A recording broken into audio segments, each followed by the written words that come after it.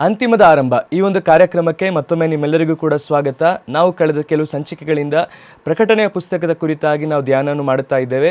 ಅದರಲ್ಲಿ ಪ್ರಾಮುಖ್ಯವಾಗಿ ಕಳೆದ ಕೆಲವು ಸಂಚಿಕೆಗಳಿಂದ ನಾವು ಸಭೆಗಳ ಕುರಿತಾಗಿ ಪ್ರಕಟಣೆಯ ಪುಸ್ತಕದಲ್ಲಿ ಬರೆಯಲ್ಪಟ್ಟಿರುವಂತಹ 7 ಸಭೆಗಳ ಕುರಿತಾಗಿ ನಾವು ಚರ್ಚೆ ಮಾಡುತ್ತಾ ಬರುತ್ತಾ ಇದ್ದೇವೆ. ಅದರಲ್ಲಿ ನಾವು ಈಗಾಗಲೇ 3 ಸಭೆಗಳ ಕುರಿತಾಗಿ ನಾವು ಈಗಾಗಲೇ ಚರ್ಚೆ ಮಾಡಿದ್ದೇವೆ. ಇವತ್ತಿನ ಸಂಚಿಕೆಯಲ್ಲಿ 4ನೇ ಸಭೆ, ತುವತ್ತೈರ ಸಭೆ, ಈ ಒಂದು ಸಭೆಯ ಕುರಿತಾಗಿ ನಾವು ಚರ್ಚೆ ಮಾಡಿ ಅದರಲ್ಲಿರುವಂಥ ಆತ್ಮಿಕವಾದ ಸತ್ಯಗಳನ್ನು ನಾವು ಕೇಳಿ ತಿಳಿದುಕೊಳ್ಳೋಣ. ಬನ್ನಿ. Praise lord. ಅದರ ಕಳೆದ ಸಂಚಿಕೆಗಳಿಂದ ನಾವು ಸಭೆಗಳ ಕುರಿತಾಗಿ ನಾವು ಚರ್ಚೆ ಮಾಡ್ತಿದ್ವಿ. ನಿಜವಾಗ್ಲೂ ಅದು ಬಹಳ ಪ್ರಯೋಜನವಾಗಿತ್ತು. ಅದರಲ್ಲೂ ಕೂಡ ಕಳೆದ ಸಂಚಿಕೆಯಲ್ಲಿ ಲೋಕ ಅಂದರೆ ಏನು, ನಾವು ಲೋಕವನ್ನು ಬಿಟ್ಟು ಯಾವ ರೀತಿಯಾಗಿರಬೇಕೆಂಬುದಾಗಿ ಅದ್ಭುತವಾಗಿ ಅದರ ವಿವರಣೆಯನ್ನು ಮಾಡಿದ್ರಿ. ಇವತ್ತು ಪ್ರಾಮುಖ್ಯವಾಗಿ 4ನೇ ಸಭೆ, ತುವತ್ತೈರ ಸಭೆ. ಸೊ ಈ ಸಭೆಯ ವಿಶೇಷತೆ ಏನು, ಈ ಸಭೆ ನಮ್ಗೆ ಏನನ್ನು ತಿಳಿಸುತ್ತದೆ, ಅದರ ಕುರಿತಾಗಿ ನೀವು ವಿವರವಾಗಿ ಹೇಳುವುದಾದರೆ ಅದು ಬಹಳ ಅನುಕೂಲವಾಗಿರುತ್ತೆ. ಪ್ರತಿ ಬಾರಿ ನಾವು ಸಭೆಗಳ ಬಗ್ಗೆ ನೋಡಬೇಕಾದ್ರೆ ಮೊದಲು ಅದಕ್ಕೆ ಹೆಸರಿಗಿರುವಂಥ ಅರ್ಥವನ್ನು ನೋಡ್ತಾ ಬರ್ತಾ ಇರ್ತೀವಿ ಅಲ್ವಾ. ಎಪೆಸ, ಸ್ಮುರ್ನ, ಪೆರ್ಗಮದಕ್ಕೆ ಅರ್ಥವನ್ನು ನೋಡಿದ್ವಿ. ಒಂದು ಅರ್ಥಕ್ಕೆ ಆ ಕಾಲಘಟ್ಟಕ್ಕೆ ಬೇಕಾಗಿರುವಂತಹ ಒಂದು ಮೆಸೇಜನ್ನು ನಾವು ನೋಡ್ತೀವಿ. ಸಭೆ ಯಾವ ಕಾಲಘಟ್ಟಕ್ಕೆ ಸಂಬಂಧಪಟ್ಟಿದಂಥ ಒಂದು ಪ್ರವಾದನೆಯು ಆ ಪ್ರವಾದನೆಯುಕ್ತವಾಗಿರುವ ಕಾರ್ಯ ಹೆಸರಲ್ಲೇ ಇರುವಂಥದ್ದಾಗಿದೆ. ಆ ರೀತಿಯಾಗಿ ನೋಡಿದ್ವಿ, ಇಲ್ಲಿಯವರೆಗೂ ನಾವು ನೋಡಿದ್ವಿ. ಅದರಲ್ಲಿ ಮುಖ್ಯವಾಗಿ ತುವತ್ತೈರ ಅಂದ್ರೆ ಏನಂತ ಕೇಳುವುದಾದರೆ, ಇದು ಬಂದು ಟರ್ಕಲ್ಲಿರುವಂತಹ ಒಂದು ಪಟ್ಟಣ. ಇನ್ನೊಂದು ವಿಷಯವನ್ನು ಕೂಡ ಇವರಿಗೆ ಅರ್ಥ ಮಾಡಿಸ್ಬೇಕು. ಇದು ಎಲ್ಲವೂ ಕೂಡ ಟರ್ಕಲ್ಲಿರುವಂತಹ ಪಟ್ಟಣಗಳು 7 ಕೂಡ. ಇವಾಗ ನೀವು ನೋಡುವಂತಹ ಎಪೆಸ, ಸ್ಮುರ್ನ, ಪೆರ್ಗಮ, ತುವತ್ತೈರ, ಸಾರ್ದಿಸ್, ಫಿಲದೆಲ್ಫಿಯಾ, ಲವೋದಿಕೀಯ 7 ಕೂಡ ನೋಡುವುದಾದರೆ ಟರ್ಕಲ್ಲಿರುವಂಥ ಸಿಟೀಸ್. ಇದಕ್ಕೆ ಮತ್ತೊಂದು ಜ್ಞಾನ ಅರ್ಥ ಇದೆ, ಬೈಬಲಲ್ಲಿರುವಂಥ ಅರ್ಥ. ಆ ಸಭೆ ಬಂದು ಯೆರೂಸಲೇಮ್ ಬಿಟ್ಟು ಹೊರಗೆ ಬಂತು ಅಂತ ಅರ್ಥ. ಅಂದರೆ ಇಸ್ರೇಲರಿಗೆ ಧರ್ಮಶಾಸ್ತ್ರ ಇರುವಂಥದ್ದು, ಅವರೇ ಅದನ್ನ ಫಾಲೋ ಮಾಡ್ತಾ ಇದ್ರು. ಅವರೊಂದಿಗೆ ಸೇರಿಕೊಳ್ಳುವಂತ ಅನ್ಯರಿಗೂ ನಮಗೂ ಒಂದೇ ಧರ್ಮಶಾಸ್ತ್ರ ಅಂತ ಬೈಬಲ್ ಹೇಳುತ್ತೆ. ಆ ರೀತಿ ಇರಬೇಕಾದ್ರೆ ಅವರನ್ನ ಬಿಟ್ಟು ಧರ್ಮಶಾಸ್ತ್ರ ಆಚೆ ಹೋಗಿದೆ. ಈಗ ಅವ್ರ ಬಳಿ ಬೈಬಲ್ ಇಲ್ಲ, ಬೈಬಲ್ ಬಂದು ಅನ್ಯರ ಬಳಿ ಇದೆ, ನಮ್ಮ ಬಳಿ ಇದೆ. ಸೊ ಆ ರೀತಿ ಇರುವಲ್ಲಿ ಈ ಸತ್ಯವೇದದ ಆರಂಭದ ಚರ್ಚ್ ಎಲ್ಲಿ ದೇವರು ಸ್ಥಾಪಿಸ್ತಾರೆ ಅಂದ್ರೆ ಈ ಟರ್ಕಿಯಲ್ಲಿ ಸ್ಥಾಪನೆ ಮಾಡ್ತಾರೆ. 7 ಸಭೆಗಳು ಕೂಡ ಟರ್ಕಿಯಲ್ಲಿ ಇರುವಂತದ್ದಾಗಿದೆ. ಸೊ ಅನ್ಯರ ಬಳಿಯಲ್ಲಿ ಸಭೆಯ ಅಸ್ಥಿವಾರ ಹೋಯ್ತು ಅಂತ ಅರ್ಥ. ಇದಕ್ಕಿಂತ ಹಿಂದೆ ನೋಹ ಕಾಲದಲ್ಲಿ ಒಂದು ನಡೆಯುತ್ತೆ. ನೀವು ನೋಡುವುದಾದರೆ ಸಭೆ ಬಂದು ನೀರಿನ ಮೇಲೆ ಇರುತ್ತೆ. ಆ ನಾವೇನು ಸಭೆ ಅಂತ ಹೇಳ್ತಾ ಇದ್ದೀವಿ, ನೀರಿನ ಮೇಲೆ ಇರುತ್ತೆ. ಅನಂತರ ಜಲಪ್ರಳಯದ ನಂತರ ಆ ಒಂದು ನಾವೆ ಎಲ್ಲಿ ಹೋಗಿ ನೆಲೆಯಾಯಿತು ಅಂತ ನೋಡ್ತೀವಿ. ಅಲ್ಲಿ ಅರಾರಟ್ ಬೆಟ್ಟದ ಮೇಲೆ ಹೋಗಿ ನಿಂತಿತ್ತು ಅಂತ ಇರುತ್ತೆ. ಆ ಅರಾರಟ್ ಬೆಟ್ಟ ಎಲ್ಲಿದೆ ಅಂತ ಕೇಳುವುದಾದ್ರೆ ಟರ್ಕಿಯಲ್ಲಿ ಇರುವಂತದ್ದಾಗಿದೆ. ಸೊ ಅದರ ನಂತರ ಟರ್ಕಿಗೆ ಹೋಗುತ್ತೆ ಎಂಬುದಾಗಿ ಅರ್ಥ. ಧರ್ಮಶಾಸ್ತ್ರ ಮನಸಾಕ್ಷಿಯ ಕಾಲದಿಂದ ಧರ್ಮಶಾಸ್ತ್ರದ ಕಾಲ ಸ್ಟಾರ್ಟ್ ಆಗುವ ಕಾಲ ಬರಬೇಕಾದ್ರೆ ಟರ್ಕಿ ಬಳಿ ಹೊಟ್ಟೋಗುತ್ತದೆ. ಅದೇ ರೀತಿ ಇವತ್ತು ಸಭೆಯಲ್ಲಿ ಹೋಗಿದೆ. ಸೊ ಈಗ ಸಭೆ ಬಂದು ತುವತ್ತೈರ ಎಂಬುದಾಗಿ ಹೇಳಿರುವಂತದ್ದು. ಈ ತುವತ್ತೈರ ಅಂದ್ರೆ ಲೋಕ ರೀತಿಯಲ್ಲಿ ಹೇಳೋದಾದ್ರೆ ಒಂದು ಬಹಳ ಶ್ರೇಷ್ಠವಾಗಿರುವ ವ್ಯಾಪಾರದ ಪಟ್ಟಣ. ಅದರಲ್ಲೂ ರಕ್ತಾಂಬರ ಮಾಡುವಂತಹ ಒಂದು ಪಟ್ಟಣ. ಅಂದ್ರೆ ನೀವು ನೋಡುವಂತಹ ಡ್ರೆಸ್ಗಳಲ್ಲಿ ನೋಡುವುದಾದ್ರೆ ರಕ್ತಾಂಬರ ಅಂತ ಹೇಳ್ತಾರೆ. ಅದನ್ನ ಮಾಡುವಂತಹ ಬಹಳ ಮುಖ್ಯವಾಗಿರುವಂತಹ ಪಟ್ಟಣವಾಗಿರುತ್ತೆ. ಬೈಬಲ್ ನೀವು ನೋಡುವುದಾದರೆ ಲೂದ್ಯಳು ಎಂಬುದಾಗಿ ಒಂದು ಸ್ತ್ರೀ ಇರ್ತಾಳೆ. ಅವರು ಬಂದು ಆ ತುವತ್ತೈರ ಆ ಪ್ರಾಂತ್ಯಕ್ಕೆ ಸೇರಿದವರಾಗಿರ್ತಾರೆ. ಇನ್ನೊಂದು ಕೂಡ ನೀವು ನೋಡುವುದಾದರೆ ಈ ಒಂದು ಕಾನೂನಿಯ ಸ್ತ್ರೀಯೊಬ್ಬರು ಬರ್ತಾರೆ. ಅವರು ಆ ದೇಶದ ಒಂದು ಭಾಗದಲ್ಲಿ ಇದ್ರು ಅಂತ ಇದೆ. ಅವರು ಕೂಡ ಈ ತುವತ್ತೈರ ಊರಿಗೆ ಸೇರ್ಪಟ್ಟವರು ಎಂಬುದಾಗಿ ನೋಡ್ತೀವಿ ನಾವು. ಸೊ ಇದು ಒಂದು ಇಂಪಾರ್ಟೆಂಟ್ ಆಗಿರುವಂತಹ ಪಟ್ಟಣ. ಸರಿ, ನಾವು ರೆವಲ್ಯೂಷನ್ಗೆ ಇವಾಗ ಬರೋಣ. ತುವತ್ತೈರ ಅಂದ್ರೆ ಏನು ಅಂತ ಕೇಳುವುದಾದರೆ, ಆ ರೀತಿ ನೀವು ನೋಡುವುದಾದರೆ ತುವತ್ತೈರ ಎನ್ನುವುದಕ್ಕೆ ಸ್ತ್ರೀ ಆಡಳಿತ ಎಂಬುದಾಗಿ ಅರ್ಥ. ಹೆಣ್ಣಿನ ಆಡಳಿತ. ಹೌದು, ಒಂದೊಂದು ಹೆಸರಿಗೆ ಒಂದು ಅರ್ಥ ಇದೆ ಅಲ್ವಾ. ಕಳೆದ ಬಾರಿ ಪೆರ್ಗಮಕ್ಕೆ ಏನ್ ನೋಡಿದ್ವಿ ಅಂತ ಹೇಳಿದ್ರೆ ಲೋಕದೊಂದಿಗೆ ನಿಶ್ಚಿಸಲ್ಪಟ್ಟಂತಹ ಮೊದಲಗಿತ್ತಿ ಎಂಬುದಾಗಿ. ಇದಕ್ಕಿನ ಅರ್ಥ ಅಂತ ಹೇಳಿದ್ರೆ ಸ್ತ್ರೀ ಆಡಳಿತ ಎಂಬುದಾಗಿ ಅರ್ಥ. ಸ್ತ್ರೀ ಆಡಳಿತ ಅಂದ್ರೆ ಏನು ಅಂದ್ರೆ ಹೆಣ್ಣು ಆಳ್ವಿಕೆ ಮಾಡಬಾರ್ದು ಎಂಬುದಾಗಿ ಕೇಳಿದ್ರೆ ಅದು ಅರ್ಥ ಅಲ್ಲ. ಇದು ಸ್ಪಿರಿಚುವಲ್ ಮಾತ್ರ ನಾವು ನೋಡಬೇಕು ಇದನ್ನ. ಅಂದರೆ ಸಭೆ ಎನ್ನುವುದು ಮೊದಲಗಿತ್ತಿ, ಮೊದಲಿಂಗನಿಗೆ ಮೊದಲಗಿತ್ತಿಯಾಗಿದೆ. ಮೊದಲಿಂಗನು ಅರಸನಾಗಿದ್ದಾರೆ. ಸಭೆ ಅವರಿಗೆ ಜೊತೆಯಾಗಿದೆ, ಅವರ ದರ್ಶನ ನೆರವೇರಿಸುವುದಕ್ಕೆ ಹೆಲ್ಪರ್ ಆಗಿದೆ ಎಂಬುದಾಗಿ ನಾವು ಆದಿಕಾಂಡದಲ್ಲಿ ನೋಡ್ತೀವಿ. ಆ ರೀತಿ ಇರಬೇಕಾದ್ರೆ ಸಭೆಯಾದದ್ದು ಆಳ್ವಿಕೆಯನ್ನ ಮಾಡಬಾರದು, ಆಳ್ವಿಕೆ ಮಾಡುವವರೊಂದಿಗೆ ಇರಬೇಕು. ಉದಾಹರಣೆಗೆ ನಿಮ್ಗೆ ನಾನು ಹೇಳ್ತೀನಿ, ಅಹಷ್ವೇರೋಷನ ಬಳಿ ಎಸ್ತರನ ಹೋಗಿ ಕೊಡ್ತಾರೆ. ಅವರು ಅವರೊಂದಿಗೆ ಸಿಂಹಾಸನದಲ್ಲಿ ಕೂರಿಸಿ ಕಿರೀಟವನ್ನು ತಲೆಯಲ್ಲಿಟ್ಟರು ಅಂತ ನೋಡ್ತೀವಿ. ಇದೇ ಕಾರ್ಯವನ್ನು ಸಭೆಯ ನೋಡಿದವರು ಹೇಳ್ತಾರೆ, ಜಯ ಹೊಂದುವವನು ಅವನೊಂದಿಗೆ ಸಿಂಹಾಸನದಲ್ಲಿ ಕೂರಿಸುವಂತೆ ಮಾಡುವೆನು, ಅವನಿಗೆ ಜೀವ ಕಿರೀಟವನ್ನ ಕೊಡುವೆನು. ಸೊ ಸಭೆಯಾದದ್ದು ಅವರೊಂದಿಗೆ ಆಳ್ವಿಕೆ ಮಾಡುವಂತ ಒಂದು ಸ್ಥಳ. ಆದರೆ ಸಭೆ ಏನ್ ಮಾಡುತ್ತೆ ಅಂತ ಕೇಳಿದ್ರೆ ಆಳ್ವಿಕೆ ಮಾಡಲು ಮುಂದಾಯ್ತಂತೆ, ಲೋಕವನ್ನ ಆಳ್ವಿಕೆ ಮಾಡುವುದಕ್ಕೆ ಮುಂದಾಯ್ತು. ಹಾಗಾದ್ರೆ ಈ ಕಾರ್ಯ ಯಾವಾಗ ನಡೆಯುತ್ತೆ ಎಂಬುದನ್ನು ನೀವು ಕೇಳುವುದಾದರೆ ಪೆರ್ಗಮ ಬಂದು 313ರಿಂದ 538ರವರೆಗೆ ಅಂತ ನೋಡೋದ್ವಿಲ್ವಾ. ಕಾನ್ಸ್ಟಂಟೈನ್ ಅರಸನ ಆಳ್ವಿಕೆಯಿಂದ ಹಿಡಿದು ಅದರ ನಂತರ ಸ್ವಲ್ಪವಾಗಿ ಸಭೆಯಾದದ್ದು ರಾಜ್ಯ ಆಡಳಿತವನ್ನು ತೆಗೆದುಕೊಳ್ಳುವುದಕ್ಕೆ ಮುಂದಾಗುತ್ತೆ. ಅಂದ್ರೆ ರಾಜ್ಯವು ಅದು ಧರ್ಮವಾಗಿತ್ತು, ಅನಂತರ ಧರ್ಮ ಆದದ್ದು ರಾಜ್ಯವಾಗಿ ಮಾರ್ಪಟ್ಟಿತ್ತು. ಇದು ಬಂದು ಆಗ್ಬಾರ್ದು, ಆ ರೀತಿ ನಡೀಬಾರ್ದು. ಲೋಕ ರೀತಿಯಲ್ಲಿ ಕೂಡ ರೀತಿ ನಡೀಬಾರ್ದು. ನೀವು ಡೆಮಾಕ್ರಸಿ ಈ ರೀತಿಯಾಗಿ ಹೇಳ್ತೀರಾ ಅಲ್ವಾ, ಪ್ರಜಾಪ್ರಭುತ್ವ ಎಂಬುದಾಗಿ ಹೇಳ್ತೀರಾ ಅಲ್ವಾ. ಅದರ ಒಂದು ಮುಖ್ಯ ವಿಷಯ ಅಂತ ನೀವು ಕೇಳುವುದಾದರೆ ಎಲ್ಲರಿಗೂ ಎಲ್ಲ, ಎಂಬುದಾಗಿ ಅವ್ರು ಹೇಳ್ತಾರೆ ಇಲ್ವಾ? ಎಲ್ಲ ಪ್ರಾಣಕ್ಕೂ ಎಂಬುದಾಗಿ ಹೇಳ್ತಾರೆ, ಅಥವಾ ಸಮ್ಮುಖದ ನೀತಿ ಎಂಬುದಾಗಿ ಇದೆಲ್ಲ ಬಳಕೆ ಮಾಡ್ತಾರೆ. ಯಾಕೆಂತ ಕೇಳಿದ್ರೆ ಇಲ್ಲಿ ಬಂದು ದೊಡ್ಡವರು ಚಿಕ್ಕವರು ಮೇಲು ಕೀಳು ಆ ರೀತಿ ಎಲ್ಲ ಇಲ್ಲ, ಎಲ್ಲರಿಗೂ ಎಲ್ಲವೂ ಕೂಡ ಸಮ. ಆ ರೀತಿಗೆ ಇದೇ ಡೆಮೋಕ್ರಸಿಯ ಒಂದು ಅಸ್ಥಿವಾರ ಅಂತ ಇಟ್ಕೊಳ್ಳಿ. ಅದರ ಅಸ್ಥಿವಾರದಲ್ಲಿ ಅದು ಮಾಡಲ್ಪಟ್ಟಿದ್ದು. ಆದರೆ ದೇವರು ಅದೇ ರೀತಿ ಇಡ್ತಾರೆ, ಅಂದರೆ ಸ್ತ್ರೀ ಪುರುಷರನ್ನ ಒಟ್ಟಿಗೆ ಉಂಟು ಮಾಡಿದ್ರು ಅಲ್ಲೇ ಸಮ ಅಂತ ಕಾರ್ಯ ಬರುತ್ತದೆ. ಅದು ಮಾತ್ರವಲ್ಲದೆ ದೇವರ ದೃಷ್ಟಿಯಲ್ಲಿ ಎಲ್ಲರೂ ಕೂಡ ಒಂದೇ. ನಮ್ಮೊಳಗೆ ಒಂದು ಚಿಕ್ಕ ಭಾವನೆ ಇರುತ್ತೆ, ಏನಂದ್ರೆ ಕ್ರೈಸ್ತರಲ್ಲಿ ಹೇಳ್ತಾ ಇದ್ದೇನೆ, ಇಸ್ರೇಲರು ದೊಡ್ಡವರು, ಅವರಿಗೆ ಒಂದು ಇಂಪಾರ್ಟೆನ್ಸ್, ನಮಗೊಂದು ಇಂಪಾರ್ಟೆನ್ಸ್ ಆ ರೀತಿ ಎಲ್ಲ ಇಲ್ಲ. ದೇವರು ಮೊದಲು 2000 ವರ್ಷದಲ್ಲಿ ಇಸ್ರೇಲ್ ಅಂತ ಒಂದು ಗ್ರೂಪ್ನೇ ಉಂಟು ಮಾಡಲಿಲ್ಲ. ಯಾಕೊಬ್ಬನಂತ ಬರುವವರೆಗೂ ಇಸ್ರೇಲ್ ಎಂಬುದಾಗಿ ಒಬ್ಬನು ಇಲ್ವೇ ಇಲ್ಲ.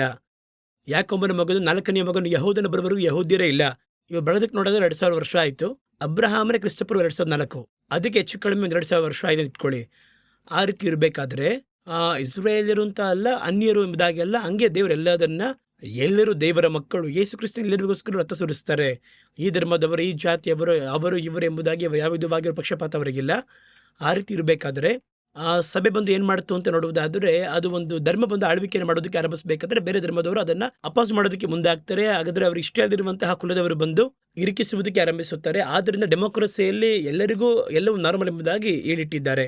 ಆದರೆ ಇದು ಬಂದು 6ನೇ ಶತಮಾನದಲ್ಲಿ 538ರಲ್ಲಿ ಏನ್ ನಡೀತು ಅಂತ ನೀವು ಕೇಳುವುದಾದ್ರೆ, ಸ್ವಲ್ಪವಾಗಿ ಸಭೆ ಬಂದು ರಾಜಕೀಯದಲ್ಲಿ ಪ್ರವೇಶ ಮಾಡ್ತಾ ಇದೆ.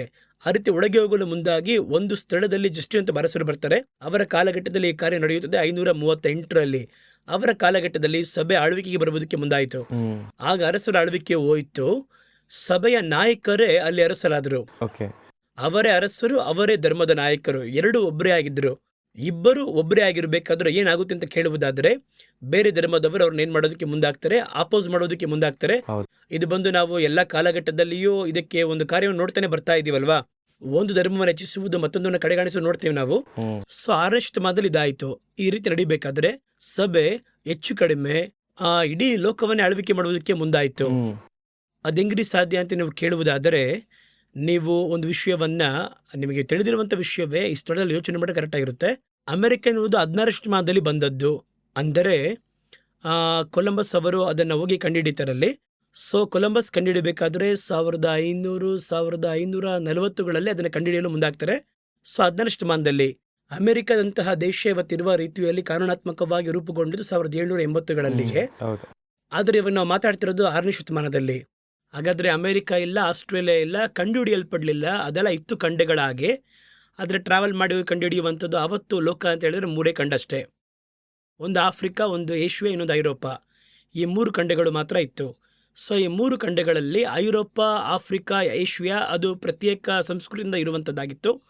ಆಗ ಸಭೆಯ ಒಂದು ಆಳ್ವಿಕೆ ಅಷ್ಟೊಂದು ನೋಡೋದಾದರೆ ಲೋಕ ಪ್ರಕಾರವಾಗಿ ದೊಡ್ಡ ಬದಲಾವಣೆ ಬರುವುದಕ್ಕೆ ಆರಂಭವಾಗಿತ್ತು. ಉದಾಹರಣೆಯಾಗಿ 1ನೇ ಶತಮಾನದಲ್ಲಿ ತೋಮ ಬಂದು ಇಂಡಿಯಾಗೆ ಬಂದಿದ್ರು. ಸೊ ಇಲ್ಲಿ ಬಂದು ಅವರು ದೇವರ ಬಗ್ಗೆ ಸುವಾರ್ತೆ ಹೇಳೋದಕ್ಕೆ ಶುರು ಮಾಡಿದ್ರು. ಅದೇ ಕಾಲಘಟ್ಟದಲ್ಲಿ ನೋಡುವುದಾದರೆ ಹಲವು ವಿಧವಾಗಿರುವ ತಾವೋಯಿಸಂ, ಮಾವೋಯಿಸಂ, ಈ ರೀತಿ ಬಹಳ ಇಸಂಗಳು ಬಂದು ರೂಪುಗೊಳ್ಳಲು ಮುಂದಾಯಿತು. ಪ್ರಬಲವಾಗಿರುವಂತಹ ಧರ್ಮಗಳೆಲ್ಲ ಆ ಕಾಲಘಟ್ಟದಲ್ಲಿ ಬಂದಿತ್ತು, ಮೊದಲ 6 ಶತಮಾನಗಳಲ್ಲಿಯೇ. ಸೊ ಇವರೆಲ್ಲರೂ ಕೂಡ ಈಸಿಯಾಗಿ ಏಷ್ಯಾದಲ್ಲಿ ಹಾಗೂ ಆಫ್ರಿಕಾದಲ್ಲಿ ಇದ್ದಾರೆ. ಐರೋಪಾದಲ್ಲಿ ಕ್ರೈಸ್ತ ಪೂರ್ಣವಾಗಿ ಪ್ರಬಲವಾಗಿದೆ. ಈಗ ಏನಾಗ್ತಾ ಇದೆ ಅಂದ್ರೆ, ಸೆಂಟರ್ ಪಾಯಿಂಟ್ ಯಾವ್ದಿದೆ ಅಂತ ಕೇಳಿದ್ರೆ ಜೆರುಸಲೇಮ್ ಇದೆ. ಜೆರುಸಲೇಮ್ ಈ ಕಡೆ ಪೂರ್ತಿಯಾಗಿ ಕ್ರೈಸ್ತತ್ವ ಹೋಗಿ ಐರೋಪವಾಗಿತ್ತು, ಈ ಕಡೆ ಪೂರ್ತಿಯಾಗಿ ಬೇರೆ ಧರ್ಮಗಳೆಲ್ಲ ಬೇರಿರುವುದಕ್ಕೆ ಮುಂದಾಯಿತು. ಸೊ ಈ ಕಾಲಘಟ್ಟದಲ್ಲಿಯೇ ಸಭೆ ಐರೋಪ ಪೂರ್ತಿಯಾಗಿ ಕಂಟ್ರೋಲ್ ತೆಗೆದುಕೊಂಡು ಸ್ತ್ರೀಯ ಆಳ್ವಿಕೆ, ಸಭೆಯ ಆಳ್ವಿಕೆ ಎನ್ನುವುದು ಅವಾಗ ಆರಂಭವಾಯಿತು. ಇವಾಗ ನೀವು ನೋಡುವುದಾದರೆ ಈ ಕಾರ್ಯ ಬಂದು ಬಹಳ ಮುಖ್ಯವಾಗಿರೋ ವಿಷಯವೇನೆಂದರೆ, ಇದರಲ್ಲಿ ಈ ಆಳ್ವಿಕೆ ಮಾಡಲ್ಪಡುವಂತಹ ಕಾರ್ಯದಲ್ಲಿ ಪ್ರಕಟಣೆ 13ನೇ ಅಧ್ಯಾಯದಲ್ಲಿ 2 ಟ್ರಿಪ್ ದೇವರು ಮಾತಾಡಿರ್ತಾರೆ. ಒಂದು ಪ್ರವಾದನೆ 2 ಬಾರಿ ನಡೆಯುತ್ತೆ. ಈಗ ಒಂದು ಆಲಯ ಕಟ್ಟಲ್ಪಡುವುದು 2 ಟ್ರಿಪ್ ಇರುತ್ತೆ. ಈ ರೀತಿ ಬಹಳ ವಿಷಯಗಳು, ಒಂದು ಬೆಟ್ಟವನ್ನು ನೋಡ್ತೀಯಾ, ಅದು ತಲೆ, ಅದು ಅರಸರು, ಈ ರೀತಿಯಾಗಿ ಹೇಳ್ತಾರೆ. ಪ್ರಕಟಣೆ 17ರಲ್ಲಿ ಹೇಳ್ತಾರೆ, ನಿನ್ನ ಒಂದು 7 ತಲೆ ನೋಡುತ್ತೆ, 7 ತಲೆಗಳು, 7 ಬೆಟ್ಟಗಳು, 7 ರಾಜರು ಎಂಬುದಾಗಿ ಹೇಳ್ತಾರೆ. ಹಾಗಾದರೆ ಅದು 2 ಆಗಿ ಕುಳಿತು ನೋಡಬೇಕು. ಆ ರೀತಿ ಒಂದು ಪ್ರವಾದನೆಗೆ 2 ವಿಧವಾಗಿರುವ ಅರ್ಥಗಳು ಉಂಟು. ಅದೇ ರೀತಿ ಪ್ರಕಟಣೆ 13ಗೆ 2 ವಿಧವಾಗಿರೋ ಅರ್ಥ ಉಂಟು. ಒಂದು ಈ ಕಾಲಘಟ್ಟಕ್ಕೆ ಸಂಬಂಧಪಟ್ಟದ್ದು, 10 ಕೊಂಬುಗಳೊಂದಿಗೆ 7 ತಲೆಗಳೊಂದಿಗೆ ಒಂದು ಮೃಗ ಬಂದಿತ್ತು ಎಂಬುದಾಗಿ. ಅದು ಯಾವಾಗ ನಡೀತು ಅಂದರೆ 538ರಲ್ಲಿ ನಡೀತದ್ದು. ರೋಮ ರಾಜಧಾನಿಯಾಗಿ 7 ಬೆಟ್ಟಗಳಿರುವಂತಹ ನಗರದಿಂದ 10 ಅರಸರೊಂದಿಗೆ ಒಂದು ಗೌರ್ಮೆಂಟ್ ರೂಪುಗೊಳ್ಳುತ್ತದೆ. ಅಲೆಮೆನಿಸ್, ವಿಸಿಗೋತ್, ಫ್ರಾನ್ಸ್, ಸುವೆಸ್, ಬರ್ಗಂಡಿಯನ್, ಆಂಗ್ಲೋ ಸ್ಯಾಕ್ಸನ್ಸ್, ಲಾಂಬರ್ಟ್ಸ್, ವೆಂಡಲ್ಸ್, ಯುರಲಿಸ್, ಆಸ್ಟ್ರೋಗೋತ್ ಎಂಬುದಾಗಿ ಹೇಳಲ್ಪಡುವಂತ 10 ದೇಶಗಳು ರೂಪುಗೊಳ್ಳುತ್ತವೆ. ರೂಪುಗೊಂಡು ಈ ಒಂದು ತಿವತೇರ ಕಾಲ ಬಂದು ರೂಪುಗೊಳ್ಳಲು ಮುಂದಾಯಿತು. ಇದು ಸರಿನಾ ಅಂತ ಕೇಳಿದ್ರೆ ನೀವು ಕೇಳುವ ಅಷ್ಟು ಮಂದಿ ಸರಿ ಅಂತಾನೆ ಹೇಳ್ತಾರೆ. ನಾವು ಏನು ಆಸೆ ಪಡ್ತೀವಿ ಎಂಬುದಾಗಿ ಕೆಲವರನ್ನು ಕೇಳೋದಾದ್ರೆ ಆ, ನಾವು ಬಂದು ಒಂದು ಆಳ್ವಿಕೆಯಲ್ಲಿರುವುದು ಒಳ್ಳೆ ವಿಷಯ ತಾನೇ ಅಲ್ವನ್ರಿ? ಹೌದು. ಹಾಗಾದ್ರೆ ಕ್ರೈಸ್ತರಿಗೆ ಒಳ್ಳೇದಾಗುತ್ತಲ್ವಾ? ಹ್ಮ್. ಇಲ್ಲ, ಇಲ್ಲಿ ಯೇಸು ಕ್ರಿಸ್ತನ ಆಳ್ವಿಕೆ ಬಿಟ್ರೆ ಬೇರೆ ಯಾರ ಆಳ್ವಿಕೆಯಲ್ಲಿಯೂ ಕ್ರೈಸ್ತರಿಗೆ ಒಳ್ಳೇದು ನಡೆಯಲ್ಲ. ಅನ್ಲೆಸ್ ಹ್ಮ್. ದೇವರೇ ಒಬ್ಬ ವ್ಯಕ್ತಿಯನ್ನು ರೂಪಿಸಿ ಕೂರಿಸಿದ್ರೆ ಮಾತ್ರ. ಅದಕ್ಕೆ ಅವರು ಕ್ರೈಸ್ತರಾಗಿರ್ಬೇಕು ಅಂತ ಅವಶ್ಯಕತೆ ಇಲ್ಲ. ಹೌದು. ಇವಾಗ ಕೋರೆಶ್ ಇದಾರಲ್ವಾ, ಅವರು ದೇವರನ್ನ ಅರಿತಂತ ಮನುಷ್ಯ ಅಲ್ಲ, ಅವರು ಅನ್ಯ ಜನಾಂಗದವರು.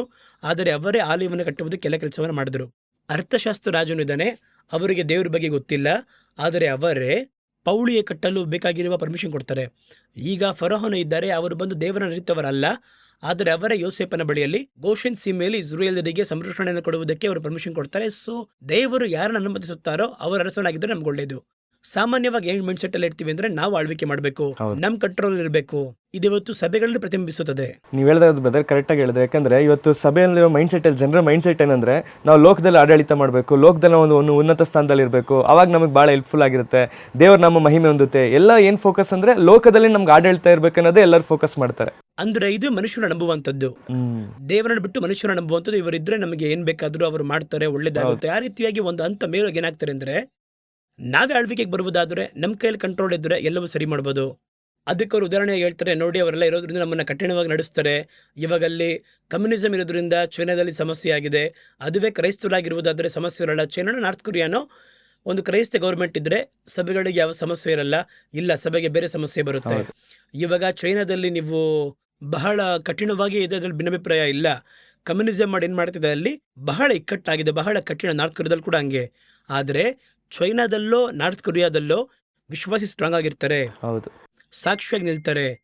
ಈಗ 2ನೇ ಮಹಾಯುದ್ಧಕ್ಕಿಂತ ಮುಂಚೆ ಹಿಟ್ಲರ್ ಕಾಲದಲ್ಲಿ ಐರೋಪಾದಲ್ಲಿ ಬಹಳ ದೊಡ್ಡ ಕ್ರೈಸ್ತರಿಗೆ ಒಂದು ಹಿಂಸೆ ಉಂಟಾಯಿತು. ಹಿಟ್ಲರ್ ಒಂದು ಕಡೆಯಲ್ಲಿ, ಸ್ಟಾಲಿನ್ ರಷ್ಯಾದಲ್ಲಿ ಅವರೊಂದು ಕಡೆ, ಅವರ ಬೇರೆ ದೇಶಗಳಲ್ಲಿ ಕೂಡ ನೋಡೋದಾದ್ರೆ ರಿಚರ್ಡ್ ಇಂಬ್ರಾಂಡ್ ಎಲ್ಲ ಅವರೆಲ್ಲ ಪಟ್ಟ ಕಷ್ಟ ನಮಗೆ ಚೆನ್ನಾಗುತ್ತೋ, ಬಹಳ ಕಷ್ಟಪಟ್ಟರವರೆಲ್ಲ. ಸೊ ಯಾಕೆ ಅವರಿಗೆ ಆ ರೀತಿಯಾಗಿ ಆಯಿತು? ಐರೋಪ್ ಒಂದು ಕ್ರೈಸ್ತ ದೇಶ ತಾನೆ, ಯಾಕೆ ಆ ರೀತಿ ನಡೀತು ಅಂತ ಕೇಳಿದ್ರೆ, ಯಾವ ಕಾಲಘಟ್ಟದಲ್ಲಿಯೂ ನಾಯಕತ್ವದಲ್ಲಿರುವವರು ದೇವರ ಯೋಜನೆಯ ಪ್ರಕಾರ ಇದ್ದರೆ ಮಾತ್ರ ಸಭೆ ಕಟ್ಟಕ್ಕೆ ಸಾಧ್ಯ. ಹೌದು. ಅದಕ್ಕೆ ಇನ್ನೊಂದು ಲೈನ್ ನಾನು ನಿಮ್ಗೆ ಹೇಳ್ತೀನಿ. ದೇವರು ಒಂದು ದೇಶದಲ್ಲಿ ನಾಯಕರನ್ನ ಆರಿಸಿಕೊಳ್ಳುವಾಗ, ಅರಸರನ್ನು ಏರ್ಪಡಿಸುವಾಗ ಖಂಡಿತವಾಗಿ ತಮ್ಮ ಜನಗಳನ್ನ ಬೇಸ್ ಮಾಡಿ ಆರಿಸಿಕೊಳ್ತಾರೆ. ಯಾಕಂದ್ರೆ ವಾಕ್ಯನ ಹೇಳುತ್ತಂದ್ರೆ ದೇವರೇ ರಾಜರನ್ನು ತಳ್ಳಿ ರಾಜರನ್ನು ಏರ್ಪಡಿಸೋರು ಅಂತ ಹೇಳಿ. ಹೌದು, ದಾನ 2ರಲ್ಲಿದೆ, ಅವರೇ ಏರ್ಪಡಿಸುತ್ತಾರೆ. ಆದರೆ ಅವರು ಅರಸರನ್ನು ಏರ್ಪಡಿಸುವುದಕ್ಕೆ ಈ ಜನಗಳೇ ಅಲ್ಲಿಗೆ ಬೇಸ್. ಆದರೆ ಈ ಜನಗಳನ್ನ ಏನ್ ಮಾಡಬೇಕು ಅದಕ್ಕೆ ತಕ್ಕ ಅರಸರನ್ನು ಏರ್ಪಡಿಸುತ್ತಾರೆ. ಹೌದು. ನಮಗೆ ಹೇಳಿ ಅರ್ಥ ಆಗುತ್ತೆ ಅಂತ ಅನ್ಕೋತೀನಿ. ಇವಾಗ ಈ ಜನಗಳು ಬಂದು ದೇವರಿಗೆ ನಂಬಿಗಸ್ತರಾಗಿ ಇಟ್ಕೊಳ್ಳೋಣ. ಚರ್ಚ್ ದೇವರಿಗೆ ನಂಬಿಗಸ್ತರಾಗಿದ್ದಾರೆ. ಕರ್ತನ ದೃಷ್ಟಿಯಲ್ಲಿ ಇವರು ಒಳ್ಳೆಯವರಾಗಿದ್ದರೆ ಇವರನ್ನು ಆಶೀರ್ವಾದ ಮಾಡಿ ಸೇಫ್ ಮಾಡುವ ಗೌರ್ಮೆಂಟ್ ಅಂತಾನೆ ಎಬ್ಬಿಸ್ತಾರೆ. ಸರಿನಾ? ಅದೇ ಸಂದರ್ಭದಲ್ಲಿ ಸಭೆ ದೇವರನ್ನ ಬಿಟ್ಟು ದೂರ ಹೋಗೋದು ಇಟ್ಕೊಳ್ಳಿ, ತಪ್ಪದಾರಿ ಹಿಡಿಯುತ್ತೆ. ಈಗ ಇವರನ್ನ ಸೇಫ್ ಮಾಡಿ ಆಶೀರ್ವಾದ ಮಾಡುವಂತ ಒಂದು ಗೌರ್ಮೆಂಟ್ ಬಂದ್ರೆ ಏನಾಗುತ್ತೆ? ಹೌದು. ಅವರಿನ್ನೂ ಪಾಪವನ್ನು ಅಧಿಕ ಮಾಡ್ತಾರೆ, ಇನ್ನೂ ಮಾಡ್ತಾನೆ ಹೋಗ್ತಾ ಇರ್ತಾರೆ. ಅವಾಗ ಗಾಡ್ ಏನ್ ಮಾಡ್ತಾರೆ ಅಂದ್ರೆ, ಈ ರೀತಿ ತಪ್ಪು ಮಾಡಬೇಕಾದ್ರೆ ತಿದ್ದುವ ಗೌರ್ಮೆಂಟ್ ತರ್ತಾರೆ. ಖಂಡಿತ. ಇದನ್ನು ನ್ಯಾಯಸ್ಥಾಪಕರ ಪುಸ್ತಕದಲ್ಲಿ ಓದಲು ಸಾಧ್ಯ. ನ್ಯಾಯಸ್ಥಾಪಕರ ಪುಸ್ತಕದಲ್ಲಿ ಪೂರ್ಣವಾಗಿ ಓದಿದ್ರೆ ಆ ಪುಸ್ತಕ ಹೇಳುತ್ತೆ, ಇವರು ದೇವರನ್ನು ಬಿಟ್ಟು ದೂರ ಹೋದರು, ಇವರನ್ನು ಹಿಡಿದು ದೇವರು ಮಿದ್ಯಾನರ ಕೈಗೆ ಒಪ್ಪಿಸಿದರು, ಅವರು ಇವರನ್ನು ಕಠಿಣವಾಗಿ ನಡೆಸಿದರು. ಆಗ ಇವರು ದೇವರನ್ನ ನೋಡಿ ಕೂಗಿದರು. ಈ ಒಂದು ಕೂಗು ಬರಬೇಕಾದ್ರೆ ಏನು ಮಾಡಬೇಕು? ಒಬ್ಬ ವ್ಯಕ್ತಿ ಬಂದು ಹೊಡಿಬೇಕು. ಹೊಡೆದ್ರೆ ಇವ್ರು ಏನು ಮಾಡ್ತಾರೆ? ಕಷ್ಟಪಡ್ತಾರೆ. ಆದರೆ ಬರೀ ಧರ್ಮಶಾಸ್ತ್ರವನ್ನು ಮೊದಲು ಕೊಡ್ತಾರೆ, ಪ್ರೀತಿಯಿಂದ ಹೇಳ್ತಾರೆ ಇದನ್ನು ಫಾಲೋ ಮಾಡ್ರಿ ಅಂತ ಕೇಳೋದಿಲ್ಲ. ಅವರು ಆಶೀರ್ವಾದದಲ್ಲಿ ಇವರು ತಡವರಿಸುತ್ತಾರೆ. ಕಳೆದ ಸಭೆ ಕೂಡ ಹೇಳಿದ್ವಿ, ಆಶೀರ್ವಾದ ತಡ ಮಾಡ್ತಾರೆ ಅಂತ. ಅದು ನಡಿಬೇಕಾದ್ರೆ ದೇವ್ರು ಬೇರೆ ದಾರಿ ಇಲ್ದಂಗೆ ಆಡಳಿತ ಹೆಂಗ್ ಬರಬೇಕು ಅಂದ್ರೆ ತಿದ್ದುವ ಆಡಳಿತ ಬರಬೇಕು. ನಾವು ಚಿಕ್ಕ ಹುಡುಗ ಇರಬೇಕಾದ್ರೆ ನಮ್ಗೆ ನೆನಪಿರುತ್ತೆ ಅಂತ ಅನ್ಕೊಂತೀನಿ. ನಿಮಗಿಂತ ನಾನು ಸ್ವಲ್ಪ ವಯಸ್ಸಲ್ಲಿ ದೊಡ್ಡವನಾಗಿರೋದ್ರಿಂದ ನನ್ನ ತಂದೆ ತಾಯಿ ಮಾಡಿದ ನೆನಪಿದೆ ನನಗೆ. ಏನಂತ ಕೇಳುವುದಾದರೆ, ನಮ್ಮ ಮನೆಯಲ್ಲಿ ಅಪ್ಪ ಅಮ್ಮ ಚೆನ್ನಾಗಿ ಹೊಡಿತಾ ಇದ್ರು. ಇವಾಗಿರುವ ಅಪ್ಪ ಅಮ್ಮ ಬಹಳ ಹೊಡಿಯಲ್ಲ. ಅವಾಗಿದ್ದ ಅಪ್ಪ ಅಮ್ಮ ಬಹಳ ಹೊಡಿತಾ ಇದ್ರು. ಹೊಡೆದದ್ದು ಸಾಲಲ್ಲ ಅಂತೇಳಿ ನಾವು ಹೇಳಿದ ಮಾತು ಕೇಳಿಲ್ಲ ಅಂದ್ರೆ ಸ್ಕೂಲ್ಗೆ ಬಂದು ಹೇಳಿ ಅವನ ಚೆನ್ನಾಗಿ ಬಾರಿಸ್ರಿ, ಅವನ್ನ ಏನು ಹೇಳಿದ ಮಾತು ಕೇಳಲ್ಲ. ನಮ್ಮ ಮನೇಲಿ ಒಂದು ಮಾತು ಹೇಳ್ತಾರೆ, ರೀತಿ 2 ಕಣ್ ಬಿಟ್ಟು ಚರ್ಮ ಸುಲ್ಲಿರಿ ಅಂತ ಹೇಳ್ತಾ ಇದ್ರು. ಆ ರೀತಿ ಮಾಡ್ರಿ, ಅವಾಗಲೇ ಬುದ್ಧಿ ಬರೋದವನಿಗೆ ಅಂತ ಹೇಳ್ತಾ ಇದ್ರು. ಹಾಗಾದ್ರೆ ನನ್ನ ಬುದ್ಧಿ ಬರಲ್ಲ ಏನು ಮಾಡ್ತಾ ಇದ್ರು? ಅಪ್ಪ ಅಮ್ಮ ತಿದ್ದಕ್ಕಾಗಲಿಲ್ಲ ಅಂದ್ರೆ ಟೀಚರ್ ಬಳಿ ಹೋಗಿ ತಿದ್ರಿ ಅಂತ ಹೇಳ್ತಾ ಇದ್ರು. ಅದೇ ರೀತಿನೇ ದೇವರು ಬಂದು ಸಭೆಯನ್ನ ಬೇಸ್ ಮಾಡಿ ದೇಶವನ್ನು ಕೊಡ್ತಾರೆ. ಇಲ್ಲಿ ಸಭೆಯಲ್ಲಿರೋವರು ಸರಿಯಾಗಿಲ್ಲ ಅಂತ ಹೇಳಿದ್ರೆ ಸಭೆಯನ್ನು ತಿದ್ದುವಂತ ಗೌರ್ಮೆಂಟ್ ಅಲ್ಲಿ ಬರುತ್ತೆ. ಈಗ ಬಹಳ ಮಂದಿ ಇವ್ರು ಏನು ಅನ್ಕೊಂತಾರೆ ಅಂತ ಹೇಳಿದ್ರೆ, ನಾನು ತಪ್ಪಾಗೇ ಇದ್ದೀನಿ. ಅದು ಇವ್ರಿಗೆ ಇನ್ನೊಂದು ದೊಡ್ಡ ವಿಷಯ ಅಂದರೆ ತಪ್ಪಾಗಿದ್ದಾರೆ ಅಂತ ಇವ್ರಿಗೆ ಗೊತ್ತಿಲ್ಲ. ನಾವು ಕರೆಕ್ಟಾಗಿದ್ದೀವಲ್ವಾ? ಇಲ್ವಾ? ಇಸ್ರೇಲ್ ಜನಗಳು ಆ ದೇಶದಲ್ಲಿ ದೇವರಿಗೆ ವಿರುದ್ಧವಾಗಿ ಮಾಡ್ಬೇಕಾದ್ರೂ ಕೂಡ ಸರಿಯಾಗಿ ಮಾಡ್ತಿದೀವಿ ಅಂತ ಅನ್ಕೊಂತಾರೆ. ಬಸವಣ್ಣನ ಪೂಜೆ ಮಾಡ್ತಾರೆ ಅವರು, ಅನಂತರ ಬಂದು ತಿನ್ನುತ್ತಾರೆ, ಕುಡಿಯುತ್ತಾರೆ, ಆಟವಾಡ್ತಾರೆ, ಎಲ್ಲ ಮಾಡ್ತಾರೆ. ಮಾಡ್ಬೇಕಾದ್ರೆ ಸರಿಯಾಗಿ ಮಾಡ್ತಾ ಇದೀವಿ ಅಂತ ಅನ್ಕೋತಾರೆ. ಆದ್ರೆ ಅವ್ರಿಗೆ ತಪ್ಪು ಅಂತ ಹೇಳುವುದಕ್ಕೆ ಒಬ್ಬ ವ್ಯಕ್ತಿ ಬೇಕಾಗಿತ್ತಲ್ವಾ? ಹೌದು. ಅವರು ಮಾಡುವಂತ ಕಾರ್ಯ ಸರಿಯಾಗಿದೆ ಅಂತ ಅವ್ರು ಅನ್ಕೊಂಡಿದ್ದಾರೆ. ಅದೇ ರೀತಿನೇ ಇವತ್ತು ಸಭೆ ತಾನು ಮಾಡೋದು ಸರಿ ಅಂತ ಅನ್ಕೊಂಡಿದೆ. ಹಾಗಾದ್ರೆ ತಿದ್ದುವುದಕ್ಕೆ ದೇವರು ಏನ್ ಮಾಡ್ತಾರೆ? ಅಲ್ಲಿ ಯಾರೋ ಒಬ್ರು ಕೈಲಿ ಒಪ್ಪಿಸ್ಕೊಡ್ತಾರೆ.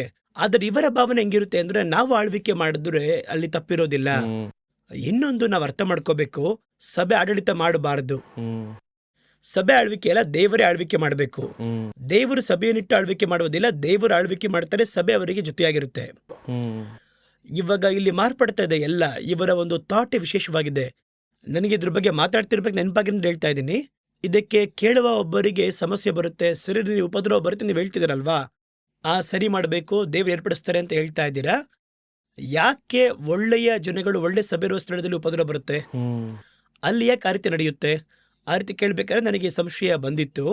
ಅವಾಗ ಒಂದಿನ ದೇವರ ಬಳಿ ಇದ್ರ ಬಗ್ಗೆ ಬೈಬಲ್ ಓದ್ತಿರ್ಬೇಕಾದ್ರೆ ಒಂದು ಸಂಶಯ ಈ ರೀತಿ ಯೋಚನೆ ಮಾಡ್ತಿರ್ಬೇಕಾದ್ರೆ ದೇವರು ನನಗೆ ತಿಳಿಸಿದೇನೆಂದರೆ, ಇವಾಗ ಯೆರೂಸಲೇಮಿನಲ್ಲಿ ಜನಗಳು ತಪ್ಪು ಮಾಡಿದ್ರು. ಚಿದ್ಕೀಯ ರಾಜನ ಕಾಲದಲ್ಲಿ ದೇಶವೇ ಬಹಳ ಮೋಸವಾಗೋಯ್ತು. ಇವಾಗ ದೇವರೇನು ಮಾಡ್ತಾರೆ, ನೆಬೂಕದ್ನೆಚ್ಚರನ ಬಳಿ ಒಪ್ಪಿಸ್ಕೊಡ್ತಾರೆ. 70 ವರ್ಷ ಹಿಡ್ಕೊಡ್ತಾರೆ ಅಲ್ಲಿ. ಈಗ ಹಿಡ್ಕೊಟ್ಟು ಅವರನ್ನು ಎಳ್ಕೊಂಡೋದ್ರು ಸೆರೆಮನೆಗೆ. ಕೈಗಳಿಗೆ ಬೇಡಿ ಹಾಕಿ ಎಳ್ಕೊಂಡೋದ್ರು. ಇವಾಗ ಎಳ್ಕೊಂಡು ಹೋದವರೆಲ್ಲ ಯಾರು? ಇಸ್ರೇಲ್ ಜನಗಳು. ಯಾವ ಥರ ದೇವ್ರು ಕೊಟ್ಟರು? ಅವ್ರು ತಪ್ಪು ಮಾಡಿದ್ರಿಂದ ದೇವ್ರು ಒಪ್ಪಿಸ್ಕೊಟ್ರು. ತಪ್ಪು ಮಾಡಿದ್ರು ಅಂತಲ್ವಾ? ಆದ್ರೆ ದಾನಿಯೇಲ್ ಏನ್ ಮಾಡಿದ್ರಲ್ಲಿ? ಹೌದು. ಮೊರ್ದೆಕೈ ಏನ್ ಮಾಡಿದ್ರು? ಹ್ಮ್. ಅನಂತರ ನೆಹೆಮೀಯ ಏನ್ ಮಾಡಿದ್ರು? ಇವರೆಲ್ಲ ಬಂದು ಅದ್ರೊಳಗಿದ್ದ ಪರ್ಫೆಕ್ಟ್ ಪೀಪಲ್ ಅವರು, ಹೌದು. ಸರಿನಾ? ಆದ್ರೆ ಇವರನ್ನು ಅದರೊಂದಿಗೆ ಎಳ್ಕೊಂಡೋದ್ರು. ಹ್ಮ್. ಇವರು ಬೇಡಿ ಹಾಕಲ್ಪಟ್ಟು ಎಳ್ಕೊಂಡೋದ್ರು. ಇವಾಗ ನಮ್ಗಿದು ಕಾಂಟ್ರವರ್ಸಿ ಆಗಿದೆ. ಹ್ಮ್. ಏನ್ ಕಾಂಟ್ರವರ್ಸಿ ಆಗಿದೆ? ಅವರು ಮಾಡಿದ್ರು, ದಂಡಿಸಿದ್ರು ಪರವಾಗಿಲ್ಲ, ಇವ್ರೇನ್ ತಪ್ಪು ಮಾಡಿದ್ರು? ಇವಾಗ ಗಾಡ್ ಏನ್ ಮಾಡಲಿದ್ದಾರೆ? ಯೆರೂಸಲೇಮನ್ನ ನಾಶ ಮಾಡಲಿದ್ದಾರೆ. ಹ್ಮ್. ಯೆರೂಸಲೇಮನ್ನ ನಾಶ ಮಾಡಿ ಅಲ್ಲಿರುವ ದೇವಾಲಯವನ್ನ ಬೆಂಕಿನ ಹಚ್ಚಲಿದ್ದಾರೆ. ಹ್ಮ್. ಅದನ್ನ ಮಾಡಬೇಕಾದ್ರೆ ಇಲ್ಲಿ ದೇವಭಕ್ತರು ಇರಬಾರ್ದು. ಹ್ಮ್.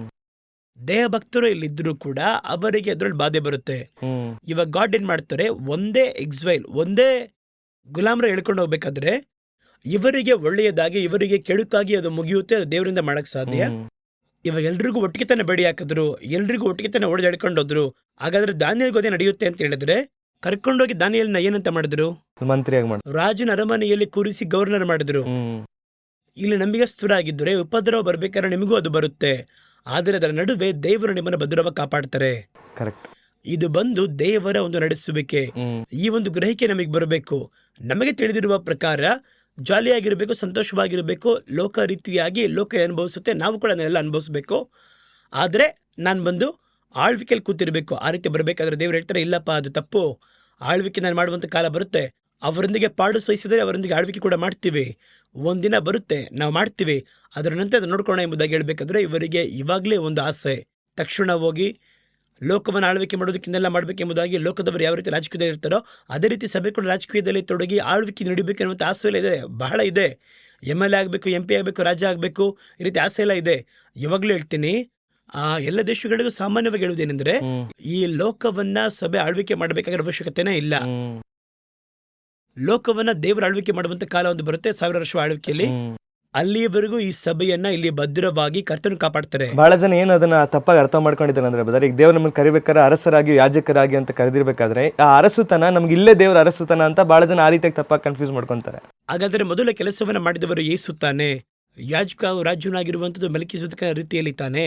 ಮೊದಲು ಯಾಜಕರು ಯೇಸು ಕ್ರಿಸ್ತನು ತಾನೆ, ಅವ್ರ ತಾನೆ ರಾಜ್ಯ. ಮೆಲ್ಕಿಸೆದೇಕನ ರೀತಿಯಲ್ಲಿ ಅವ್ರ ತಾನೆ ಮೊದಲು ಬರ್ತಾರೆ. ಹೌದು. ಹಾಗಾದ್ರೆ ಅವರು ಲೋಕವನ್ನು ಆಳ್ವಿಕೆ ಮಾಡಿರ್ಬೇಕಾ ಇಲ್ವಾ?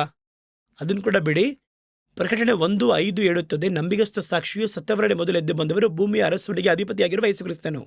ಇವಾಗ ಭೂಮಿಯ ಅರಸುಡಿಗೆ ಅಧಿಪತಿ ಯಾರು? ಯೇಸು ಕ್ರಿಸ್ತನು. ಎಲ್ಲಾದ್ರೂ ಯೇಸು ಕ್ರಿಸ್ತನ ಆಳ್ವಿಕೆ ನಡೀತಿರೋದು ನೋಡ್ತಾ ಇದ್ದೀರಾ ನೀವು? ಯೇಸು ಬಂದು ನಿಂತಿದ್ದಾರಾ? ಹಾಗಾದ್ರೆ ಏನರ್ಥ? ಅರಸರನ್ನ ತಳ್ಳಿ ಅರಸರನ್ನ ಏರ್ಪಡಿಸುವುದು ದೇವರೇ, ಆದರೆ ಅವರ ಆಳ್ವಿಕೆ ನೇರವಾಗಿ ಇನ್ನು ಭೂಮಿಯೊಳಗೆ ಬಂದಿಲ್ಲ. ಆದ್ದರಿಂದ ನಾನು ನನ್ನ ಶತ್ರುಗಳನ್ನ ಪಾದಗಳ ಕೆಳಗೆ ಹಾಕುವವರೆಗೂ ನನ್ನ ಬಲಗಡೆಯಲ್ಲಿ ಕೂತಿರು ಎಂಬುದಾಗಿ ತಂದೆ ಅವರಿಗೆ ಹೇಳಿದ್ದಾರೆ. ಅಲ್ಲಿವರೆಗೂ ಅವರಲ್ಲೇ ಇರ್ತಾರೆ. ಅದು 1000 ವರ್ಷ ಆಳ್ವಿಕೆ, ಅಲ್ಲಿವರೆಗೂ ಅಲ್ಲೇ ಇರ್ತಾರೆ ಅವರು. ಆದರೆ ಅವರ ಆಳ್ವಿಕೆ ಎಲ್ಲಿದೆ, ಅವರನ್ನ ಮೀರಿ ಯಾರು ಏನು ಮಾಡೋಕ್ಕಾಗಲ್ಲ. ಬಟ್ ನೇರವಾಗಿ ಇಲ್ಲ. ಅದನ್ನೇ ಇವಾಗ ನೀವು ನೋಡುವುದಾದರೆ, ಎಲೆಕ್ಷನ್ ನಡೆಯುತ್ತೆ, ಸ್ಟೇಟ್ ಎಲೆಕ್ಷನ್ ನಡೆಯುತ್ತೆ ಅಂತ ಇಟ್ಕೊಳ್ಳಿ. ನಡೆದಿದ್ ಕೂಡ ಒಂದು ಪಕ್ಷ ಗೆದ್ದು ಬಿಡ್ತಾರೆ. ಗೆದ್ದಿದ್ ಕೂಡಲೇ 3 ದಿನದಲ್ಲಿ, 1 ವಾರದಲ್ಲಿ ಅಥವಾ 2 ದಿನದಲ್ಲಿ ಆ ಪದವಿಯನ್ನ ಸ್ವೀಕರಿಸುವಂತಹ ಒಂದು ಸಂಭ್ರಮ ಇರುತ್ತೆ. ಅವರು ಗೆದ್ದರು, ಇನ್ನೂ ಆ ಒಂದು ಪದವಿ ತಗೊಂಡಿಲ್ಲ. ಮಧ್ಯವಧಿಯಲ್ಲಿ ಯಾರು ತಾನೇ ಮುಖ್ಯಮಂತ್ರಿ, ಯಾರು ಪ್ರಧಾನಮಂತ್ರಿ ಅಂತ ಕೇಳಿದ್ರೆ ಪತ್ರಿಕೆ ಪ್ರಕಾರ, ಜನಗಳ ಪ್ರಕಾರ ಯಾರಾಗಾಯ್ತು, ಯಾರು ಯಾರು ಗೆದ್ದಿದಾರೋ ಅವರೇ. ಅವ್ರು ಆಗಾಯ್ತಲ್ವಾ, ಅವರನ್ನೇ ಮುಖ್ಯಮಂತ್ರಿ ಎಂಬುದಾಗಿ ಯಾವ್ದಾದ್ರು ಅಂತ ಹೇಳ್ತಾರೆ. ಹಳೆಯವರಾಗಿದ್ರಲ್ಲ ಅವ್ರನ್ನ ಏನಂತ ಹೇಳ್ತಾರೆ, ಅವ್ರು ಮಾಜಿ ಮುಖ್ಯಮಂತ್ರಿ ಆ ರೀತಿ ಆ ಹೇಳ್ತಾರೆ. ರೀತಿ ಹೇಳ್ತಾರೆ. ಆದ್ರೆ ಅವರಿಗೆ ಅದು ಗೊತ್ತಾ, ಇವರು ಬಂದು ಸ್ವಾರನಾಗಿ ಮೇಲೆ ಬಂದು ಕೂರ್ಬೇಕಾದ್ರೆ ಅವರಲ್ಲಿ ರುಜು ಹಾಕಿದ್ರೆ ಅಫಿಷಿಯಲ್ ರಾಜ್ಯ, ಹ್ಮ್. ಆದ್ರೆ ಇವರಿಗೆ ರಾಜ್ಯ. ಯಾಕಂದ್ರೆ ಗೆದ್ದಿದ್ದಾರೆ, ರಿಸಲ್ಟ್ ಬಂದಿದೆ, ಎಲೆಕ್ಷನ್ ಕಮಿಷನ್ ಕೂಡ ಆಯ್ತು, ಇವರೇ ರಾಜ್ಯ, ಎಲ್ಲ ಓಕೆ. ಇನ್ನು ಮುಂದೆ ಯಾರದನ್ನ ಮಾರ್ಪಡಿಸೋಕ್ಕಾಗಲ್ಲ, ಯಾರು ಏನು ಮಾಡೋಕ್ಕಾಗಲ್ಲ. ಆದ್ರೆ ಅದಕ್ಕೆ ಅಂತ ಅಫಿಷಿಯಲ್ ಸೆರೆಮನಿ ಇದೆ ಅಲ್ವಾ, ಆ ಪದವಿ ಪ್ರಮಾಣ ಎಂಬುದಾಗಿ ಒಂದು ಮಾಡಿರ್ತಾರೆ. ಆ ಗ್ಯಾಪ್ ಇರುತ್ತಲ್ಲ, 1 ದಿನ 2 ದಿನ ಗ್ಯಾಪ್ ಎಂಬುದಾಗಿ, ಅದು ಇವತ್ತು ನಡೀತಾ ಇದೆ ಸ್ಪಿರಿಚುವಲ್ ಆಗಿ. ಓಕೆ. ಯೇಸು ಜಯಿಸಿದ್ದಾರೆ. ಇವಾಗ ನಾವು ಕೇಳ್ಬೋದು 2000 ವರ್ಷವಾಗಿ, ಅವರ ದೃಷ್ಟಿಗೆ 2000 ಅಂದ್ರೆ ಏನು, 2 ದಿನ. 2 ದಿನ. ಹ್ಮ್. ಇವಾಗ ಅವ್ರಿಗೇನಾಯ್ತು, ವೆಯ್ಟ್ ಮಾಡಿ ಸರಿ ಮಾಡಿರ್ತೀನಿ ಎಂಬುದಾಗಿ ಹೇಳ್ತಾರೆ. ತಂದೆ ಹೇಳಿರ್ತಾರೆ, ಯಾಕೆ ಬ್ರದರ್ ನೀವು ವೆಯ್ಟ್ ಮಾಡ್ರಿ, ನಾನು ಸರಿಮನಿ ಮಾಡಿರ್ತೀನಿ. ಇವಾಗ ಏನಾಗಿದೆ, ಜೈಸ್ ಆಯ್ತು, ವೆಯ್ಟ್ ಮಾಡ್ತಾರೆ, ಗವರ್ನರ್ ಕರೀತಾರೆ, ಬನ್ನಿ ಅಂತ ಕರೀತಾರೆ. ಅದೇ ಬಂದು ಒಂದು ಪ್ರೊಸೀಜರ್, ಪ್ರೋಟೋಕಾಲ್ ಎಂಬುದಾಗಿ ಹೇಳ್ತಾರಲ್ವಾ. ಈಗ ತಂದೆ ಕರೆದು ಸರಿಮನಿ ಮಾಡ್ತಾರೆ. ಹ್ಮ್. ಆ ಮಧ್ಯಂತರ ನಡುವೆ ಇವರೇ ರಾಜ್ಯ, ಅವರ ಬಳಿ ಅಧಿಕಾರವಿದೆ. ಇನ್ನೊಂದು ವಿಷಯ ಗೊತ್ತಾ, ಪ್ರಮಾಣ ವಚನ ಸ್ವೀಕರಿಸಕ್ಕಿಂತ ಮುಂಚಿತವಾಗಿ ಅವರು ಎಲ್ಲ ಅಧಿಕಾರಿಗಳು ಅವ್ರನ್ನ ಹೋಗಿ ನೋಡ್ತಾ ಇದ್ರು. ಹೌದು. ಅವರ ಮನೆಗೆ ಸಂರಕ್ಷಣೆ ಕೊಡುವುದಕ್ಕೆ ಮುಂದಾಗ್ತಾರೆ, ಪ್ರೋಟೋಕಾಲ್ ಎಲ್ಲ ಬಂದ್ಬಿಡುತ್ತೆ. ಸರಿನಾ, ಅದು ಇವತ್ತು ನಡೀತಾ ಇದೆ. ಹ್ಮ್. ಕ್ರೈಸ್ಟೇ ವರ್ಲ್ಡ್ಗೆ ರಾಜ್ಯ, ಭಿನ್ನಾಭಿಪ್ರಾಯನೇ ಇಲ್ಲ ಅದರಲ್ಲಿ. ಆದ್ರೆ ಅವರ ಆಳ್ವಿಕೆ 1000 ವರ್ಷ ಆಳ್ವಿಕೆ ಆರಂಭ ಆಗುತ್ತೆ. ಆ ಮಧ್ಯಂತರ ಅವಧಿಯಲ್ಲಿ ನಾವು ಇದ್ದೀವಿ. ಇವಾಗ ನಮಗೆ ಇವಾಗ ಯಾರು ಅವರ ಮೊದಲಾಗಿತ್ತು, ಇವಾಗ ರಾಜ್ಯ ಬಂದು ರಾಜನಾಗಿದ್ದಾರೆ. ಇವರು ಮದುವೆ ಆಗುವಂತ ಹುಡುಗಿ ಎಲ್ರಿಗೂ ಅದು ಯಾರು ಅಂತ ಗೊತ್ತಾಯ್ತು. ಹ್ಮ್. ಸುರಣ, ಈಗ ಸ್ತ್ರೀಗೆ ಮರ್ಯಾದೆ ಇರುತ್ತಾ ಇರಲ್ವಾ, ಇರುತ್ತೆ. ಎಷ್ಟು ಮರ್ಯಾದೆ ಇರುತ್ತಲ್ವಾ. ಇಲ್ಲ, ಇವಾಗ ಆ ಹುಡುಗಿ ಅವ್ರನ್ನ ನೋಡಕ್ ಬರುತ್ತೆ ಅಂತ ಇಟ್ಕೊಳ್ಳಿ, ರಾಜು ಅರಸನ ಗೆದ್ದಿದ್ದಾರೆ, ಆ ಪೊಣ್ಣು ಅಲ್ಲಿದೆ, ರಾಜು ನೋಡಕ್ ಬರ್ತಾರೆ ಅಥವಾ ಏನಾದ್ರು ನೋಡಕ್ ಬರ್ತಾರೆ, ಅಲ್ಲಿ ಆ ಒಂದು ಹುಡುಗಿನ ಎಲ್ಲರೂ ಎಷ್ಟು ಫ್ಲಾಶ್ ಮಾಡ್ತಾರೆ, ಎಷ್ಟು ಮರ್ಯಾದೆ ಕೊಡ್ತಾರೆ. ಇವರು ಕೊಡುವಂತಹ ಮರ್ಯಾದೆಯಲ್ಲಿ ಒಂದು 80% ನಮಗಾದ್ರೂ ಇಲ್ವಾ, ಖಂಡಿತ. ಆ ಮರ್ಯಾದೆ ಇವತ್ತು ಸಭೆಗೆ ಇದೆ. ಹ್ಮ್. ನಿಮಗೆ ಗೊತ್ತೋ ಗೊತ್ತಿಲ್ವೋ ಅಂತ ಗೊತ್ತಿಲ್ಲ, ಸೈತ್ರನಿಗೆ ಗೊತ್ತು, ಇದುವೇ ಮೊದಲಿಗಿತ್ತಿ. ಹ್ಮ್. ಇವರು ಇದನ್ನೇ ಮದುವೆಯಾಗಲಿದ್ದಾರೆ, ಆದರೆ ಅವರೇ ಕಿಂಗ್. ಹಾಗಾದ್ರೆ ಈ ತಾಯಿನ ಯಾರಿಲ್ಲಿ, ರಾಜಕುಮಾರ್ತಿ ಇಲ್ವಾ. ಹಾಗಾಗಿ ಈ ಒಂದು ಗ್ರಹಿಕೆ ಯಾರಿಗೆ ಬರಬೇಕು, ಸಭೆಗೆ ಬರಬೇಕು. ಸಭೆಗೆ ಏನು ಮಾಡಲು ಬಯಸ್ತಾ ಇದೆ, ನೀವೊಂದು ಆಳ್ವಿಕೆ ಮಾಡಲು ಬಯಸುತ್ತೀರಾ, ಆದರೆ ಒಂದು MLA ಆಗ್ತೀರಾ, MLA ಒಂದು ಎಷ್ಟು ದೂರ ಇರ್ತೀರಲ್ವಾ, ಒಂದು ನಿರ್ದಿಷ್ಟವಾದ ಏರಿಯಾದಲ್ಲಿ ಮಾತ್ರ. ಡಿಸ್ಟ್ರಿಕ್ಟ್ಗೆ ಮಾತ್ರ, ಆ ಡಿಸ್ಟ್ರಿಕ್ಟ್ನಲ್ಲಿ MLA ಕಾನ್ಸ್ಟಿಟ್ಯೂನ್ಸಿ ಅಂತ ಇರುತ್ತೆ, ಅಲ್ಲಿವರೆಗೂ ಇರ್ತೀರ ಅಷ್ಟೇ. ಸರಿನಾ, MP ಆಗಲಿದ್ದೀರ ಅಂತ ಇಟ್ಕೊಳ್ಳಿ, ಸ್ವಲ್ಪ ದೊಡ್ಡದು ಅಷ್ಟೇ ಮುಗಿಯುತ್ತೆ ನಿಮ್ಮಿಂದ, ಆದ್ಮೇಲೆ ಆಗಲ್ಲ ಹ್ಮ್. ಇಲ್ವಾ. ಎಕ್ಸ್ಟ್ರೀಮ್ ಲೆವೆಲ್ ಅಷ್ಟೇ ಅಲ್ವಾ. ನೀವು ಬಂದು 100ರಲ್ಲಿ 85 ರಾಜರಿಗೆ ಅರಸನಾಗಿರುವವರ ಮೊದಲಿಗಿತ್ತಿಯಾಗಿದ್ದೀರಾ. ಹ್ಮ್. ನೀವು ಯಾಕೆ ಒಂದು ದಿನಕ್ಕೆ ತಂದೆಯಾಗಿರುವ ಇಷ್ಟಪಡ್ತೀರಾ. ಹೌದು. ಎಸ್ತರ್ನ ಕರೆದು ನಿನಗೇನು ಬೇಕು ಅಂತ ಕೇಳಿದ್ರೆ ಏನು ಬೇಡ ಅಂತ ಹೇಳ್ತಾಳೆ. ಅದಲ್ಲೇನು ಬೇಡ, ಒಂದು ಸ್ಥಳದಲ್ಲಿ ದೇಶದಲ್ಲಿ ಅರ್ಧ ಕೊಡ್ತೀನಿ, ಬೇಡ ಅಂತ ಹೇಳ್ತಾರೆ. ಯಾಕೆ, ನಾನು 127 ದೇಶದ ರಾಣಿ, ಹ್ಮ್. ನಾನು ಅರ್ಧ ದೇಶಕ್ಕೆ ರಾಣಿ ಅಲ್ಲ, 127 ದೇಶಗಳಿಗೆ ರಾಣಿ. ಹಾಗಾದ್ರೆ ನಾನು ಬಂದು ಯಾವ ರೀತಿ ಇರಬೇಕು, ಈ ಲೋಕದಲ್ಲಿ ಒಂದು ಪದವಿಗೆ ನನಗೆ ಅದು ಬೇಕಾಗೇ ಇಲ್ಲ. ಅದು ನೀವೆಷ್ಟೇ ಕೊಟ್ಟರು ಆ ಪದವಿ ನನಗೇನಾಗಿರಲಿದೆ, ಒಂದು ಕೊರತೆಯಾಗೇ ಇರುತ್ತೆ. ಏಕೆಂದರೆ ನನಗಿಟ್ಟಿರುವಂತಹ ಪದವಿ 188 ರಾಷ್ಟ್ರಗಳಿಗೂ ಆಳ್ವಿಕೆ ಮಾಡುವಂತಹ, ಅರಸನ ಪಕ್ಕ ಕೂರುವಂತಹ ಮೊದಲಿಗಿತ್ತಿಯ ಸೇವೆ.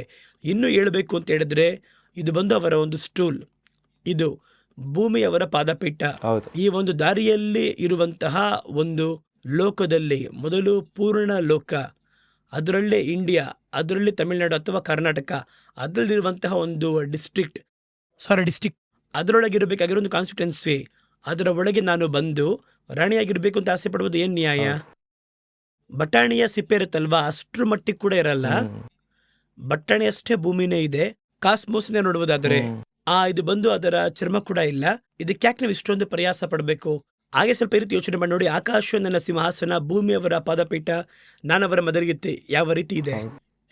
ಇದುವೇ ದೇವರು ಎಕ್ಸ್ಪೆಕ್ಟ್ ಮಾಡುವಂಥದ್ದು, ನಮ್ಮ ಆಳ್ವಿಕೆ. ಹಾಗಾಗಿ ಯೇಸು ಹೇಳಿದ್ರು, ನಾನು ಈ ಭೂಮಿಯ ಆಳ್ವಿಕೆ ಬಗ್ಗೆ ಯೋಚನೆ ಮಾಡಲೇಬೇಡಿ. ಎಫೆಸ 3 ಹೇಳ್ತಾರೆ, ಉನ್ನತಗಳಲ್ಲಿ ಇರುವಂತಹ ನಿನ್ನ ಆಳ್ವಿಕೆ ಇದೆ, ಉನ್ನತಗಳಲ್ಲಿರುವ ದೊರೆತನಗಳಿಗೂ ಅಧಿಕಾರಿಗಳಿಗೂ.